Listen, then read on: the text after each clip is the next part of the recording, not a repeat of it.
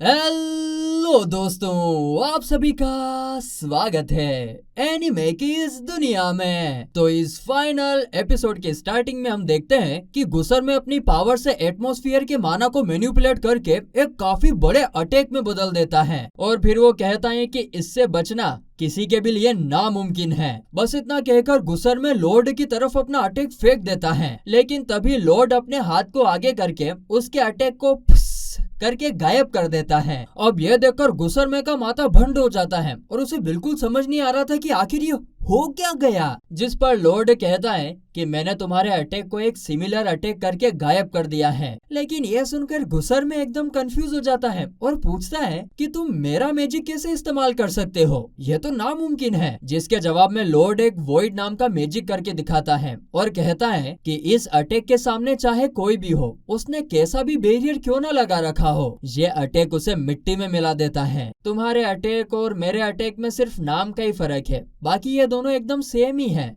काफी टाइम पहले की बात है जब मैंने इस स्पेल के बारे में एक बुक में पढ़ा था और फिर मैं इसे टेस्ट करने के लिए ऐसे ही पहाड़ों में खेल रहा था। मगर भाई साहब क्या बताऊं आपको, इसका असर देखकर मेरे होश ही उड़ गए और तभी मेरे दिमाग में सवाल आया कि क्या होगा अगर ऐसे दो अटैक को आपस में टकराया जाए। और इसीलिए फिर मैंने काफी सारे वॉइड्स को एक लाइन में आमने सामने रखकर एक दूसरे से टकराया। भड़ाम भीम भड़ाम भीम भड़ाम भीम भड़ाम भीम। ये सुनकर गुसर में कहता है, ओ भड़ाम भीम, ये कैसे हो सकता है? अरे सिर्फ एक अटैक बनाने के लिए इतने ज्यादा माना की जरूरत होती है कि पूछो ही मत, और तुमने एक साथ इतने सारे बना दिए। लेकिन लॉर्ड उसकी बातों को इग्नोर करते हुए कहता है कि फिर जब मैंने उन्हें आपस में टकराया ना, तब वो एक एक करके गायब हो गए थे। और ये देखकर मैं काफी ज्यादा निराश हो गया था, कुछ मजा ही नहीं आया यार। दोस्तों, इस लॉर्ड को मैजिक करने में इतना आनंद आता कि उसमें खो ही जाता। काश सब लोगों को अपने काम में भी इतना आनंद आता, पढ़ाई में। यह सुनते ही गुसर में एकदम पागल हो जाता है और कहता है कि तुम जैसा एक मामूली इंसान हम जैसे महान डीमन लॉर्ड के स्पेल को इतनी आसानी से इस्तेमाल कैसे कर सकता है?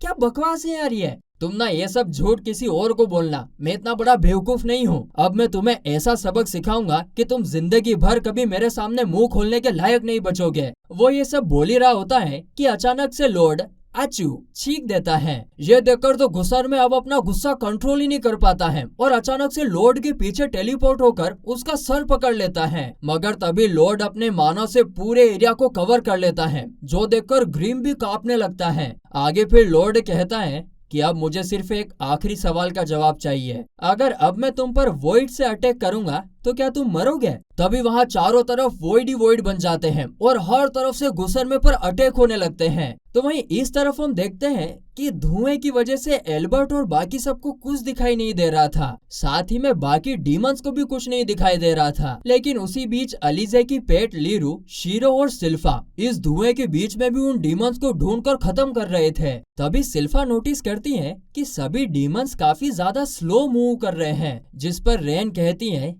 कि ये मेरा पॉइजन मैजिक है। मुझे अभी इस पर पूरी तरीके से कंट्रोल तो नहीं है, मगर मैं पूरी कोशिश कर रही हूँ कि ये सिर्फ उन डीमंस पर ही असर करे। तभी वहाँ एल्बर्ट टाइम देखकर कहता है कि अब तक तो सुबह हो जानी चाहिए थी, लेकिन उनके ऊपर का आसमान तो अभी भी बिल्कुल काला ही होता है। तो वहीं दूसरी तरफ गुसर में वॉइड के अंदर फंसकर काफी जोर जोर से चिल्ला रहा होता है, क्योंकि इससे रीजनरेट करना भी नामुमकिन था और ना ही वो टेलीपोर्ट हो पा रहा था। धीरे धीरे रे मना, धीरे सब कुछ होए। धीरे धीरे करके उसकी बॉडी वॉइड के अंदर जा रही थी और इसीलिए वो जेड की बॉडी को छोड़कर भागने की कोशिश करता है, लेकिन जेड की बॉडी उसको वहीं पर पकड़ लेती है और जाने नहीं देती है। अब यह देखकर गुसर में जेड बनने का नाटक करके लॉर्ड से कहता है कि गुसर में इस वॉइड में मर चुका है और मैं किसी तरीके से जिंदा बच गया हूँ, तुम प्लीज मुझे बचा लो। मगर ये सुनकर लॉर्ड उसकी चिकनी चुपड़ी बातों में बिल्कुल नहीं आता है। वो तो पीछे से भी एक और वॉइड से अटैक कर देता है, जिसके बीच में दबकर गुसर में वहीं पर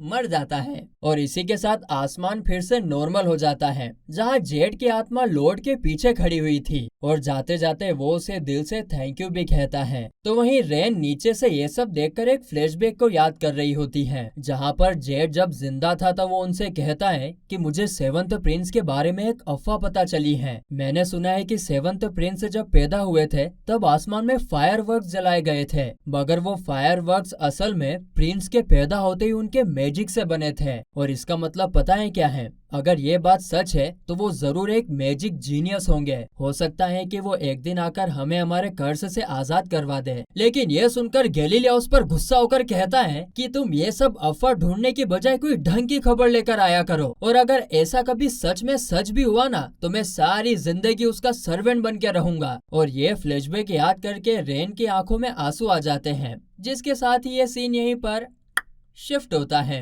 तो वहीं अगले सीन में लॉर्ड जेड की याद में एक कब्र बना रहा होता है। आगे वो ग्रिम से कहता है कि मैं गुसरमे को सिर्फ इसीलिए मार पाया क्योंकि जेड ने मेरी मदद करी थी। गुसरमे एक काफी ज्यादा पावरफुल एनिमी था। मैं जब उसका मैजिक एनालाइज करने गया था तो वहाँ सब कुछ पहले से ही तैयार था, जैसे कि वो सब मेरा इंतजार कर रहे हो। मुझे पूरा यकीन है कि ये जरूर जेड ने ही मरने से पहले छोड़ा था ताकि कोई आकर गुसरमे को हरा सके। इस फाइट में मेरी नहीं बल्कि जेड की जीत हुई है। उसी वक्त वहाँ पर एल्बर्ट आ जाता है और लॉर्ड के पास आकर कहता है कि मुझे पूरी बात पता लग चुकी है। असैसिन्स ग्रुप को जब जेड के प्लान के बारे में पता चला तो वो तुम्हारे पास मदद मांगने आए थे क्योंकि तुम तो एक मैजिक के एक्सपर्ट हो। मगर फिर यहाँ आकर उन्हें जेड नहीं बल्कि काफी सारे डीमंस का सामना करना पड़ा और उन्होंने मुझे उनके लाइफ और गोल्स के बारे में भी बता दिया है। साथ ही तुमने अकेले ही एक डीमन को हरा दिया। इस बात से मैं काफी ज्यादा खुश हूँ कि मेरा छोटा भाई इतना स्ट्रॉन्ग और काइंड बन गया है। लेकिन छोटे भाई, ये बात यहाँ पर खत्म नहीं होती है। असैसिन्स ग्रुप को बंदी बना लिया गया है क्योंकि वो लोग अंडरग्राउंड में रहते थे और लोगों को मार कर अपनी जिंदगी जीते थे। और इतना ही नहीं, उन्होंने तुम्हें, जो कि एक रॉयल फैमिली का मेंबर है, उसे किडनैप करके उसे फाइट करने पर मजबूर किया है। और ये सारे इल्जाम कोई मामूली इल्जाम नहीं है। वैसे उन्होंने बोला है कि वो अपनी गलती के लिए सारी जिंदगी तुम्हारा सर्वेंट बनकर रहना चाहते हैं, और लेकिन अगर ये पॉसिबल नहीं भी है तो वो कोई भी पनिशमेंट एक्सेप्ट करने के लिए तैयार हैं। इतना कहकर एल्बर्ट लॉर्ड के गले पर स्वॉर्ड रख देता है और कहता है कि अभी बस सिर्फ तुम्हारी बात सुनना बाकी है। देखो, इन लोगों को एक्सेप्ट करना कोई पेट को एडॉप्ट करने जितना आसान नहीं है। अगर ये क्रिमिनल्स तुम्हारे सर्वेंट बनने के बाद कुछ भी उल्टा सीधा करते हैं तो इसमें सारी गलती तुम्हारी होगी और इससे हमारी फैमिली का नाम भी खराब हो सकता है,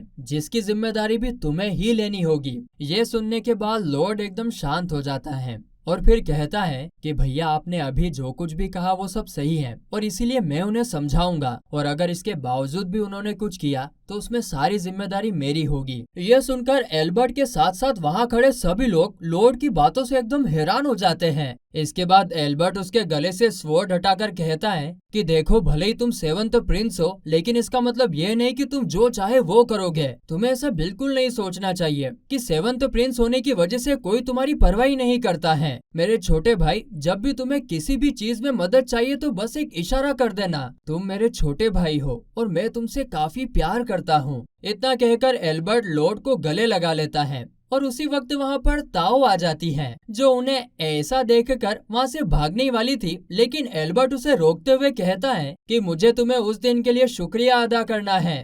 तो फिर वही अगले सीन में हम देखते हैं कि सब लोग मिलकर पार्टी तो चाय पार्टी कर रहे थे। वहाँ पर असैसिन्स ग्रुप के मेंबर भी थे और वो लोग मन ही मन एक साथ में 3 प्रिंस और 1 प्रिंसेस को देखकर काफी नर्वस हो रहे थे। तभी एल्बर्ट उनको कंफर्ट दिलाते हुए कहता है कि तुम सबको नर्वस होने की कोई जरूरत नहीं है, ये सिर्फ एक कैजुअल पार्टी है, इसीलिए तुम सब आराम से एंजॉय करो। ये सुनने के बाद सबकी नर्वसनेस दूर हो जाती है और सब लोग मजे करने लगते हैं। उसी वक्त सब लोग नोटिस करते हैं कि सिल्फा, अलीजे और रेन वहाँ पर नहीं है। तभी सीन शिफ्ट होता है और हम देखते हैं कि तीनों नीचे में पानी पानी हो रही थी, यानी कि ठंडे ठंडे पानी से नहाना चाहिए। ये तीनों यहाँ पर नहा रही थी। यहाँ पर सिल्फा रेन से पूछती है कि तुमने यहाँ तक हमारा पीछा किया, इसका मतलब जरूर तुम्हें कुछ बात करनी है ना? जिसके जवाब में रेन कहती है कि हाँ, क्या मैं भी आप ही की तरह लॉर्ड के लिए काम कर सकती हूँ?